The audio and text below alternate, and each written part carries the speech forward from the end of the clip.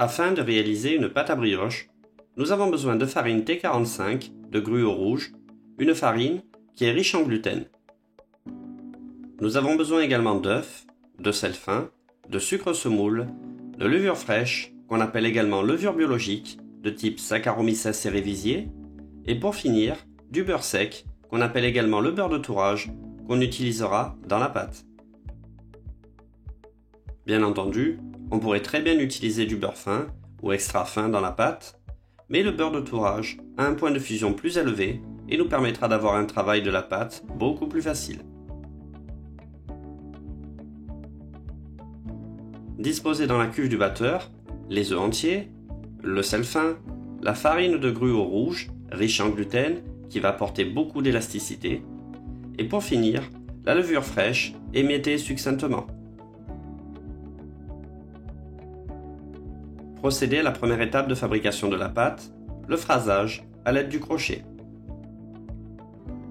Le phrasage de la pâte consiste à amalgamer tous les éléments afin de les rendre homogènes. Cette étape est plus ou moins longue et se réalise toujours à petite vitesse.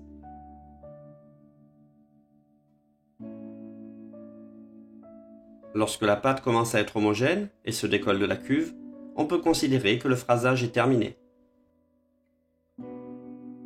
À ce moment-là, ajoutez le sucre semoule. Travaillez la pâte quelques instants afin de rendre le tout homogène.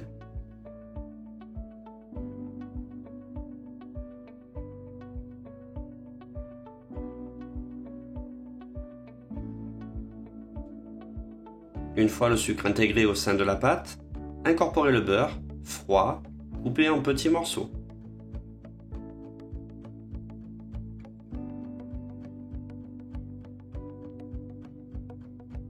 Retravaillez la pâte, ce qui va permettre une bonne intégration du beurre, mais aussi favoriser la deuxième étape de fabrication de la pâte, c'est-à-dire le pétrissage.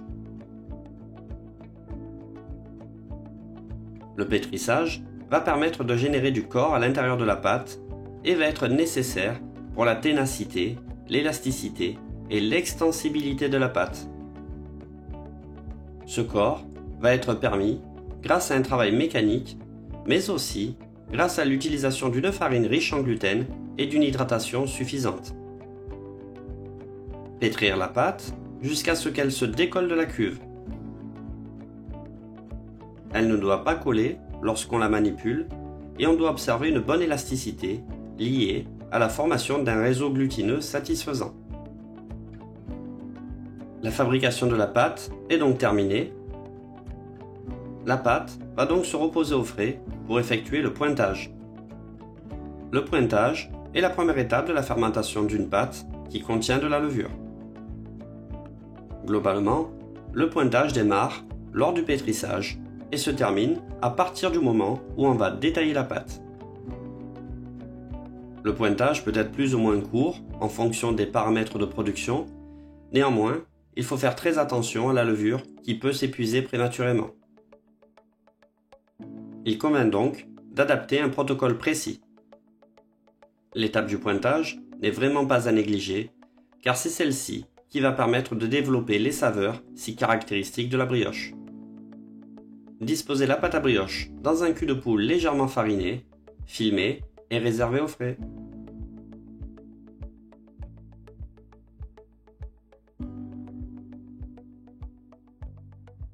Afin de réaliser une macaronade, nous avons besoin de blanc d'œuf, de sucre semoule et de poudre d'amande. Disposez dans une calotte les blancs d'œuf, ajoutez le sucre semoule et la poudre d'amande. Mélangez cet appareil à l'aide d'une spatule exoglace. Les recettes de macaronade sont variées, mais généralement, il s'agit d'un mélange en quantité égale. La macaronade va permettre d'apporter de la texture à la brioche en générant une petite couche très agréable à la dégustation. Elle pourra recouvrir des pièces de brioche ou des panettones qu'on agrémentera par exemple avec des fruits secs, du sucre grain ou d'autres produits liés à l'appréciation de chaque professionnel. Une fois la préparation bien homogène, réservez.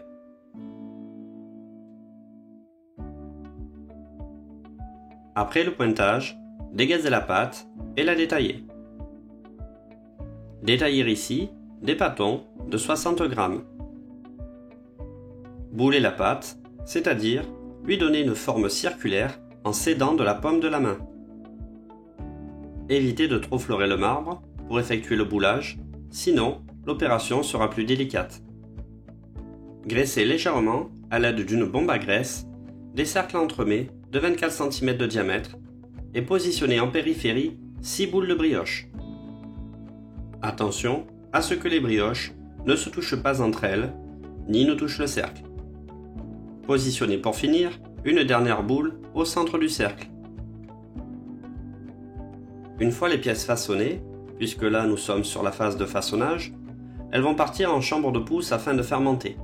Cette deuxième étape de la fermentation se nomme l'après. L'après va permettre d'augmenter considérablement le volume des brioches. C'est lors de l'après qu'une brioche va acquérir toutes ses particularités qui vont lui conférer cette texture et ce moelleux si caractéristique. L'après mené à son terme, on observe un bon gonflement des brioches. Mettre la macaronade en poche, munie d'une douille chemin de fer. Appliquer une fine couche de macaronade sur chaque boule. Celle-ci aura tendance à s'étaler lors de la cuisson. À noter que lorsqu'on applique de la macaronade, on ne dore pas le produit.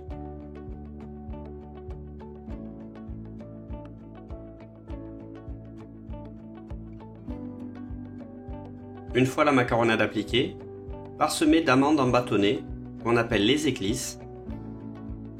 La garniture reste bien entendu à l'appréciation de chacun. Parsemez ensuite de sucre grain.